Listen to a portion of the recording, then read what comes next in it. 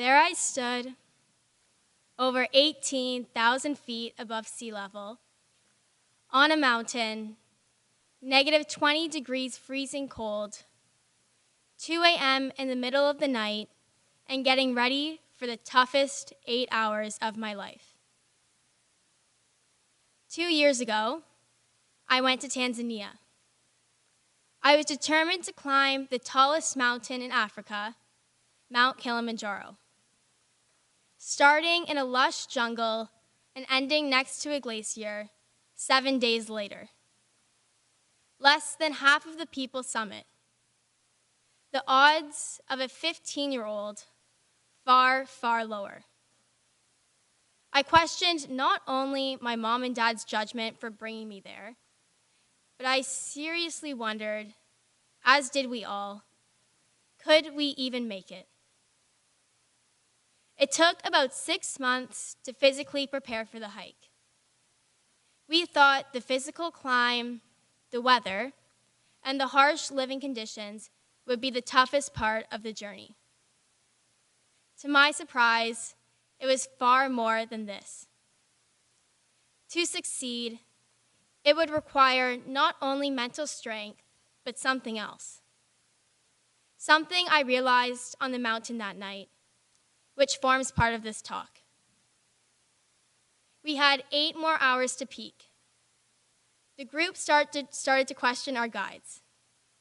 Some were fainting and becoming extremely sleepy. At that altitude, you suffer nausea, headaches, and extreme fatigue. Altitude sickness can be lethal. When part of our group wanted to go back, I remember our lead guide gathering us around. His name was Godlove. He lived in a small village at the base of the mountain. He had climbed the mountain hundreds of times. He even went to school and studied it. He told us we all came here together and that we will all peak together. However, he made it very clear that this will only happen if we work together. As his headlamp shone in my face, I remember Godlove saying, "Watch each other's light. Follow each other's steps. Encourage one another." The cold night had finally gone, and the sun had risen. By noon, we stood together at the top of the mountain, with the sun shining warmly upon our faces. The feeling of achievement and triumph was unlike any other. All the hard work had finally paid off. As I looked at the people around me, I realized the reason why I made it to the top. It wasn't the training before, it wasn't the gear, and it wasn't just me. It was us. We each brought something different to the table, and it was this sense of teamwork that led to our success. At any point of time, I could rely on the team for that extra push to keep moving. The something else I realized that night was simple. It was something Godlove had said. To succeed, we were better together. Each and every one of us has come to this amazing school with a goal in mind. Perhaps it's to get accepted into your first choice university, a specific program, a sports or arts scholarship. Maybe it's to join every club and co-curricular, or go on a service trip to a remote part of the world. Whatever it is, I can tell you, just like Kilimanjaro, if you go on this journey alone, it will only get you part of the way there. Achieving any goal is not easy. We all have tough times. Times when we feel our goals are out of reach. Don't forget that we are all climbing together. We have some of the best guides around in our teachers, coaches, and counselors. Listen to them and use them. They know what is required and the best routes to take. We also have each other, talking, encouraging, or just sitting next to each other in the dining hall. We stick together. We reach out our hands and pull each other up. We look for each other's headlight. We watch each other's steps. We share our spirit, we share our goals, and we will share our success. When I first stepped into Appleby in grade 7, although excited, I was also petrified of what was coming my way. I was nervous. I had left a lot of friends behind. I remember walking into the dining hall and grabbing a slice of pizza. As I looked around the room, I saw no familiar faces. Not knowing what to do, I simply walked back into the dining hall. I slowly filled my tray with more food in hopes that I would soon see a familiar face. I didn't. I left the tray on a table and walked out. At the time, it seemed like a cold and very unfamiliar place. I did not want to step outside my comfort zone. I thought that the only way to navigate through these next few years would be by myself. This mentality did not get me far. Thankfully, with direction and support from my Appleby community, including teachers, advice from my mom and dad, and a helping hand from my amazing and kind friends, and of course, my cousin Sarah, I soon understood that this was not a one-person journey. They talked to me, they encouraged me, and they gave me a light to follow. Standing here 5 years later, I appreciate those who have pushed and helped me. I love following all of your headlamps, every step of the way. Unlike those first few days, I see Appleby for what it is. A bright and beautiful place that has become my second home. Yes, we may have a stunning campus right on the lake with amazing buildings and facilities. But I believe that this is not what makes Appleby the school it is. It is the people working together. The people that never leave you behind, who can make you smile, and who always have your back.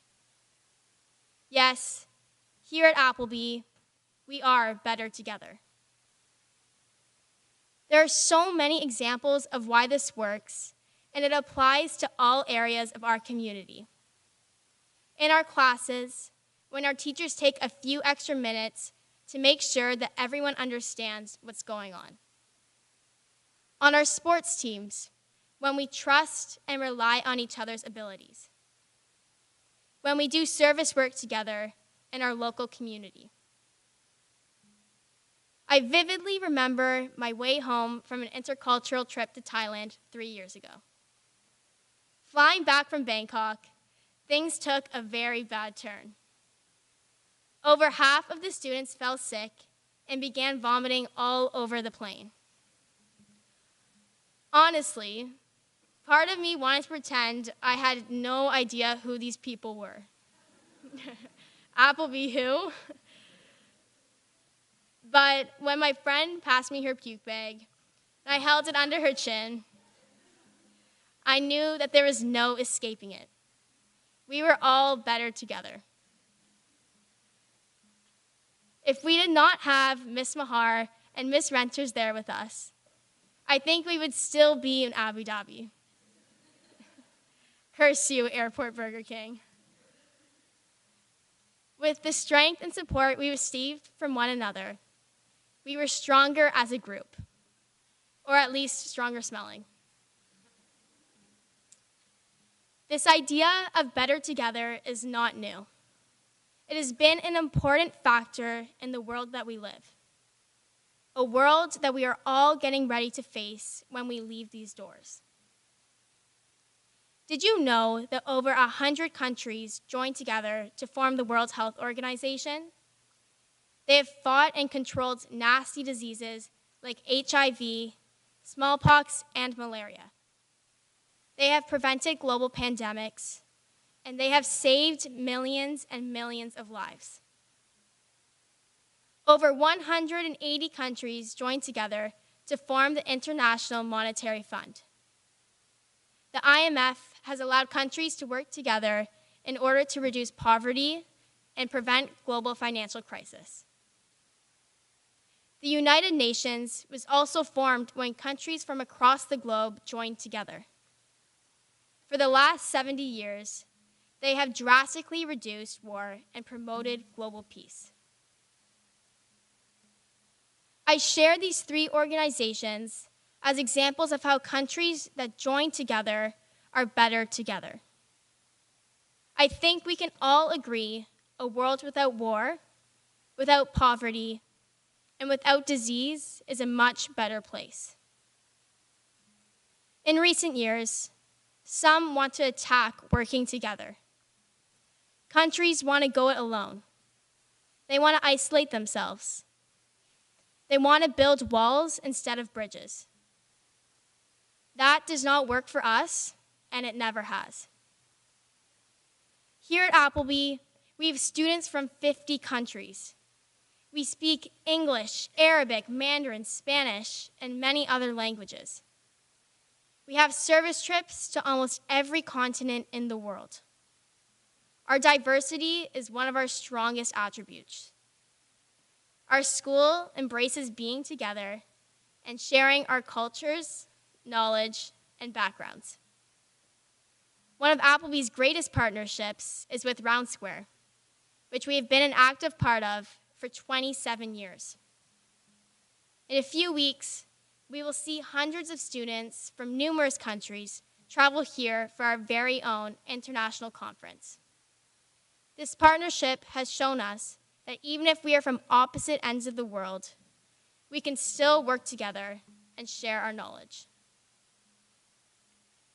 As a school, Appleby is joined together in our local community to make a difference. We raise money for the United Way when we participate in Walkathon. We have annual campaigns that include Share the Warmth, food drives, and toy collections during Christmas.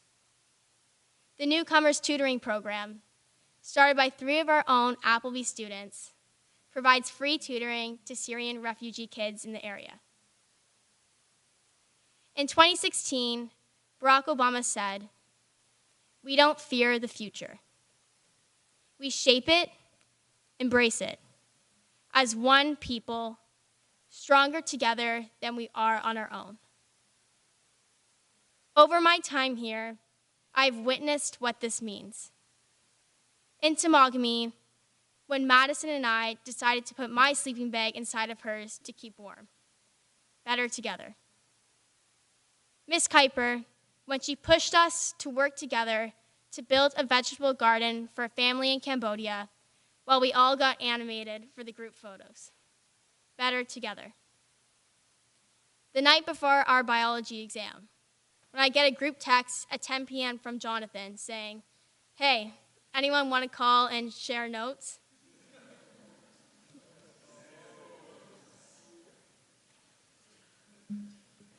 Let's continue to be better together by welcoming our new students, by cheering on the Blue Dogs, and by being there for one another.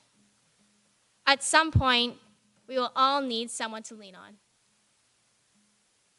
Whether you have a few years left at Appleby, or just one like many of us here, working with each other will allow us to summit and reach our own peaks. Watch each other's light.